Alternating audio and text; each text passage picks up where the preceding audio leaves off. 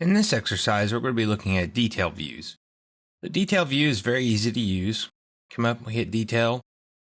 We select what view we want to do a detail of. So I'll select this one, for example.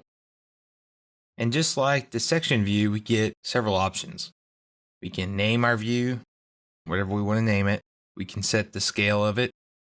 And then we can decide, do we want it to be shaded? Do we want to show hidden lines or not? And we get down to these options where we get to decide what do we want it to look like. And I'm going to use the default out of the box to start with, just so you can see it. And I'm going to select, drag out from the center out, and then drop my view over here. So as you can see, we get a blown up view of this area. If I need to change this, I can highlight it. I grab the little green dots on the outside of the circle, makes the circle bigger or smaller. I can drag it up using the center point. I can move the letter around so the arrows move to a new location.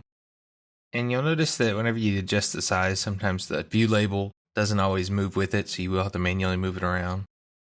If you want to adjust the actual shape of the detail there, we can go in here and we can decide whether or not we want it to have a smooth cutout instead of the jagged edge. We can decide, do we want it to show a circle all the way around it? And then we can even have a connection line going back to it to show, hey, this is our detail that we're calling out. The other options we had in there, I'll start a new one just so you can see it here, is we have jagged or smooth, and then we also have rectangular or rounded. So you can see there. We can do the smooth cutout on the rectangular as well, along with the full detail and the connection line.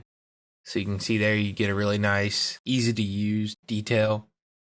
If we need to adjust the scale of it after the fact, we can come in here and adjust the scale and really blow it up big. You notice as I make this little box here smaller, it'll adjust the size of my view. Tweak it and get it to where I want it. Move my view around here, get it onto my screen. I can move my label up and I'm done. It really is that easy to use the detail. You will notice if I want to change something about the detail, I'll come over here and select on the line of the detail and right click, and I can just go to options. I can change the leader format. The one thing you will notice though is that you don't get a whole lot of detail information that you get whenever you do a new one. There's no way to get back to this box in an easy way. So if you change your mind about going squared around, the easiest way to do it is really just to delete it and come back in here and change it in here. The other option that you don't get is you can't do the jagged edge with the full circle. It won't do the jagged edge, it'll only do the rounded edge, and it'll only do the connection line if you do the full call out with the rounded edge. So you do need to be careful as you do this if you want the connection line. Really, the only one that you really can't get back to is changing from a round to a square or vice versa. But it's so easy to create a detail.